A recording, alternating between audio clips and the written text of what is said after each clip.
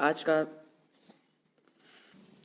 Hello friends, आज हम chapter second day dreams करने वाले हैं.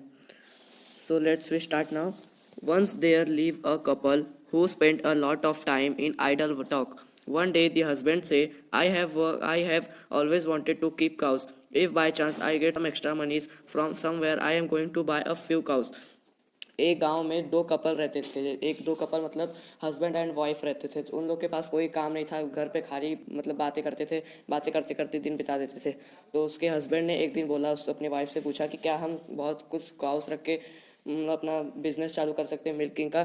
तो but that means a lot of work. You have to feed the cows, walk them, bath them, milk them. Cows need a lot of looking after. One cow would be enough. There is no need to buy more cow, said the wife. उसकी wife ने बोला कि इतने सारे cows लेके करोगे क्या? उतने सारे काउस में तुमको बहुत सारे काम भी हो जाएंगे. उसको नहलाना, धुलाना, फिर घुमाना, उसको खिलाना, चारा देना. इसलिए एक ही काउ बहुत हो गया. But think of all the milk we will get if we buy more, said the husband. तो हस्बैंड बोलते हैं अगर हम लोग इतने सारे काउस रखेंगे तो उतना मिल्क हमारे पास भी प्रोवाइड होगा. That's true, the wife agreed. There will be so much milk that we can even have plenty of dahi and butter and ghee. Wouldn't it be lovely? How lucky that I have all these earthen pots kept aside. I will use one of the pots for milk, one for dahi, one for butter. The ghee I will put in another jar, and I will use these remaining pots to send to milk my sister. तो उसकी wife ने क्या बोला, ठीक है इतने सारे cows रखेंगे तो हमारे पास दूध भी बहुत सारे होंगे. तो उसकी वाइफ के अंदर कुछ अलग ही विचार आ जाता है कि अगर हमारे पास दूध होंगे तो हमारे पास बहुत सारे दही हो जाएंगे, बटर हो जाएंगे, घी हो जाएंगे. तो हमारे पास बहुत सारे अर्थन पॉट्स भी होंगे, मटके होंगे. उसमें हम लोग एक एक करके घी रखेंगे, दही रखेंगे. बोलते एक में हम घी रखेंगे, एक में दही रखेंगे, और एक जार में हम मक्खन रखेंगे.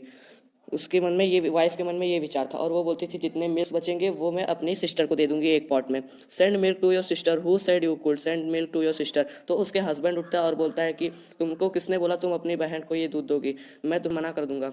There will be plenty of milk if we have so many cows. Why should I send to eat my sister. तो उसकी वाइफ बोलती है हमारे पास इतने गाय तो क्या थोड़ा बहुत दूध मैं अपनी बहन को नहीं दे सकती? Because we are going to sell it in the market. That's why I will decide what to do with all the milk and not to drop off it goes to your sister, remember. तो उसका पति बोलता है कि अगर तुम सब दूध घी अपनी सिस्टर्स को दोगी तो हम मार्केट में क्या सेलिंग करेंगे? वही तुम अपनी सिस्टर्स को देने के बजाय मार्केट में बेचेंगे तो हमारे पास मनी मतलब बजट भी बहुत सारे हो जाएंगे. I will see how you can stop me from sending a pot full of milk to my dear sister. I do all the hard work running after the cows, so naturally I will decide what happens to milk. Just try stopping me, the wife exclaimed. तो उसकी wife बोलती है देखती हूँ तुम मुझे कैसे रोकते हो अपनी बहन को दूध देते देते हुए. फिर तो दूध देते हुए मैं अपनी बहन को दूध देने की निर्णय ले ली हूँ तो तुम मुझे कैसे रोकोगे? मैं अपने काउ के पीछे इतना, उसके पीछे इतना काम करती हूँ, इतना उसको चारा डालती हूँ, उसके पीछे पीछे घूमती हूँ, तो क्या मैं थोड़ा सा दूध अपनी सिस्टर को नहीं दे सकती? Rush inside when he here what had happened. He picked up a stout stick and stood a corner and began to swish it through the air and pound on its floor. The husband and wife were both astonished to see his antics. तभी husband ने एक बड़ी सी कोने से छड़ी निकाली अब अपनी वाइफ को मारते समय. तो उधर से एक आदमी आता है. तो हस्बैंड एंड वाइफ उसके एंटिक्स मतलब उसके भावनाएं देख के मतलब चौंक जाते हैं. What are you doing, they inquire. तो हस्बैंड एंड वाइफ को, वो क्या नाम था उसका, वो आदमी उनको बोलता है कि तुम क्या कर रहे हो? Move aside, said Gopal Bhand. I have to drive away your greedy cows. तो गोपाल, उस आदमी का नाम गोपाल भांड था. गोपाल भांड बोलता है कि तुम अपने ग्रीडी काउस को मेरे खेत में छोड़ दिए हो. You have let them wonder, now you have ruined my field begins to cucumber. Oh my lovely fields of beans and cucumber. तुमने अपने गाय को मेरे फसल में छोड़ दिया. उन्होंने मेरा सारे कुकुम्बर्स एंड जितने भी मेरे फील्ड्स थे सभी को उन लोगों ने खा लिया. मेरा नुकसान हो गया. But you don't have a field of beans and cucumbers, said the husband. As soon as he said that, Gopal Bhatt stopped wielding the stick and looked at him with raised eyebrows. The husband and wife understood that he was trying to tell them. Can you tell what he wanted to say?